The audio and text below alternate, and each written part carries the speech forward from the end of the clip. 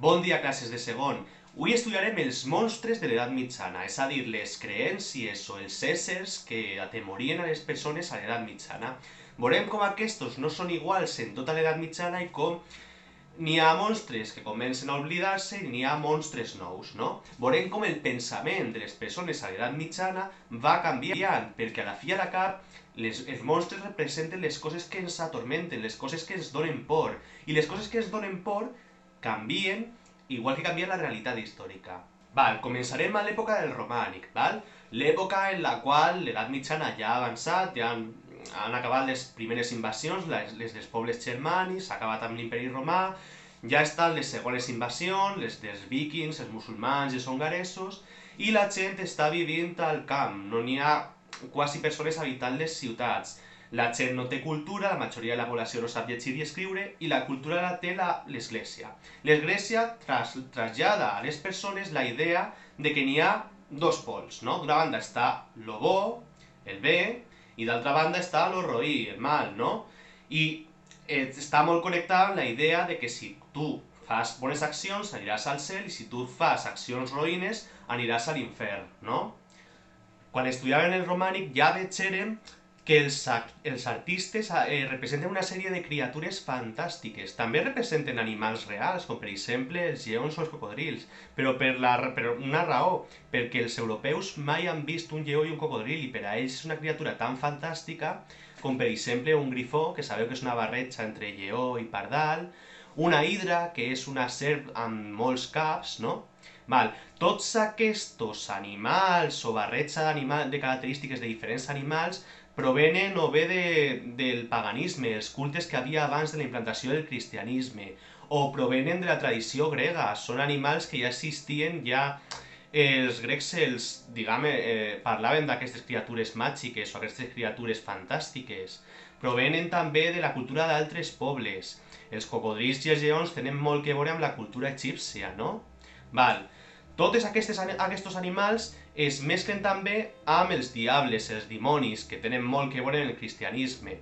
Es fan temibles, es representen amb banyes, es representen amb tridents, amb garfis, amb característiques temibles, de gran tamany, de colors oscurs. Són aquestes criatures les que més por donen, les que estan en els malsons de les persones de l'edat mitjana.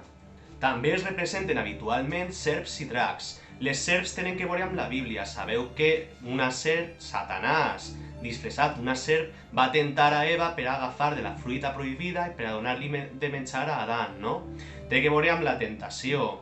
I els dracs provenen o bé de la cultura xinesa o bé de la cultura nòrdica, de la cultura dels vikings, i es van introduir a Europa també en aquesta època, en l'edat mitjana. Un sant molt popular és Sant Jordi, que és el sant cavaller i el que mata el drac i el que ha inspirat a la fi a la cap tants contes de tants cavallers que maten a dracs i rescaten a princeses, no? Aquestes criatures estan íntimament lligades amb dues idees que tenen molt que veure amb el cristianisme. D'una banda està la idea de temptació, la idea d'enganyar o de forçar de manera subtil a una persona a cometre un pecat que condenarà la seva ànima a anar a l'infern.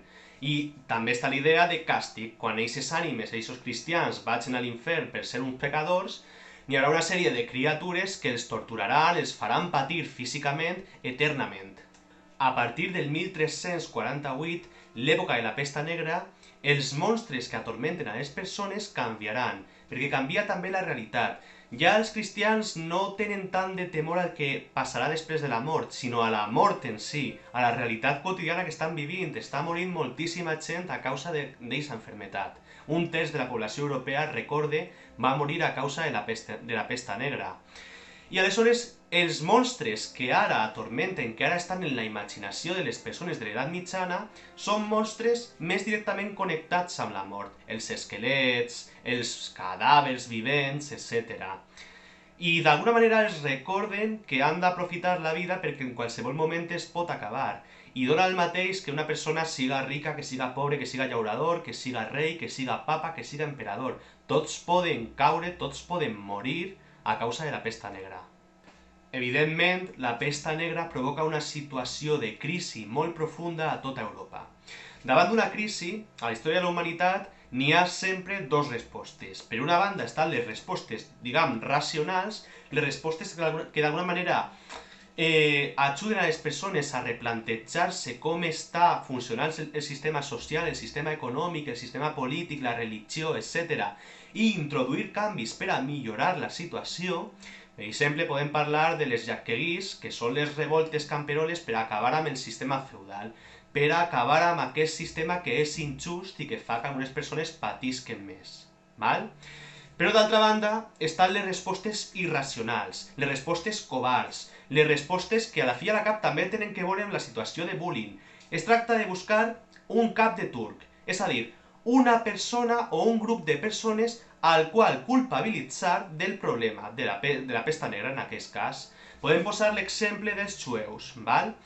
Moltes vegades els jueus, que ja sabeu que són una minoria religiosa, són persones que tenen una religió diferent a la que tenen les persones que habiten en els regnes dels cristians, que es localitzen a les ciutats i no al camp, que es dediquen a activitats molt determinades com el comerç, com la banca, com la medicina, com la ciència, etc. Els jueus són acusats d'enverinar les aigües, de segrestar xiquets i assassinar-los. Els jueus que es dediquen molts a la medicina són acusats de provocar lesions als pacients intencionadament i d'agreujar les seues malalties. Són acusats els que es dediquen a la banca de cobrar interessos molt alts i aprofitar-se de la desgràcia o de la ruïna dels cristians. Tot això porta aquests arguments que en realitat no tenen base i que en realitat poden anar-se'n per terra molt fàcilment perquè no es corresponen amb la realitat, no és això el que es fan els jueus, evidentment, els creu perquè vol creure en això, perquè vol buscar un culpable a la seva situació. I és més fàcil buscar una causa externa a les desgràcies, acusar a les persones que d'alguna manera són diferents, són estranyes a la comunitat o a la majoria de la comunitat. És més fàcil això que anar contra els poderosos, que qüestionar el sistema, que pensar més i pensar millor el que està ocorregent, val? I per això es desencadenen, com ja estudiarem abans, els pogroms, que són explosions de violència, són matances que es fan contra els jueus en determinades ciutats, en determinats moments de la història. M'agradaria dir que les persones hem evolucionat molt des de l'edat mitjana, que ja no som tan irracionals, tan bàrbars i tan covards com ho eren les persones que protagonitzaven els pogroms a l'edat mitjana, que l'educació, que l'eliminació dels fanatismes religiosos, la ciència i els avanços de tot tipus ens han fet millorar, però el cas és que no fa ni 100 anys de l'Holocaust. A l'Holocaust, els nazis assassinaren a entre 5 i 7 milions de jueus. També assassinaren a molts gitanos, a molts homosexuals i a moltes persones per les seues idees polítiques. Els jueus no han sigut l'única minoria perseguida en les èpoques de crisi. També n'hi ha altres minories ètniques i religioses que van ser perseguides. Tenim, per exemple, l'exemple dels gitanos, del que hem parlat abans. També podríem citar als moriscos, primer als mudèjars i després als moriscos, etc. Tenim també les persones estrangeres, persones que venen de fora, que parlen altra llengua o que tenen una cultura diferent i que també és molt fàcil culpabilitzar en els moments de crisi. També tenim, per exemple, a les persones pobres, als vagabunds, a les persones que no tenen recursos, etc. També estan fora de la comunitat i també és fàcil assenyalar-les i a més de la seva falta de recursos es suma a aquesta culpabilització. I a l'edat mitjana, recordeu que és una societat molt masclista, tenim la culpabilització de les dones, tenim una espècie de misogínia d'odi a les dones que sobretot es centra en les dones velles. Les dones velles són dones que de vegades estan vídues, de vegades estan solteres, no s'han casat mai, que poden tindre demència, que poden tindre un aspecte lligat a aquesta edat més descuidat o més deteriorat, i és molt fàcil que en aquestes èpoques de crisi també es crea tota una mitologia al voltant d'elles. Estic parlant de les bruixes, de la bruixeria. La creença en la màgia, la comunicació amb els morts i en el món sobrenatural sempre ha existit en diverses cultures i al llarg de la història. Però el fenomen de la bruixeria té un aspecte molt concret i és aquest perfil de dona vella que és la bruixa, la que té la capacitat de fer màgia. Se les acusa de fer nigromància, que és manipulació de cadàvers, comunicació amb esperits, etc. Se'ls acusa també de segrestar xiquets i d'assassinar-los. Se les acusa també de confraternitzar amb els diables i inclús de mantenir relacions sexuals amb els diables. Se les acusa de fer una espècie de conspiracions o de reunions entre elles per a conspirar en contra de les seues futures víctimes, de fer aquelarres, no? De fer tot tipus de rituals, d'encanteris, etc. A l'edat mitjana i a l'edat moderna, moltes, sobretot dones, van ser acusades de fer bruixeria, i la Inquisició les va jutjar i moltes vegades les va assassinar, va executar-les aquestes dones acusades de cometre aquest delit. Tenies prou papeletes de tindre problemes si eres una dona vella, si estàs d'alguna manera aïllada de la resta de la comunitat i si per alguna raó tens enemics que t'acusen de fer bruixeria.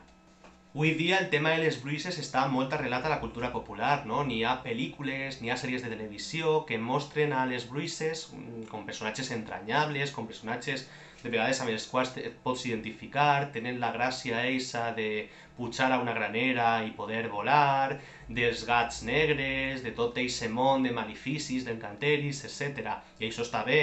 El que passa és que hem de recordar també quins són els orígens d'això.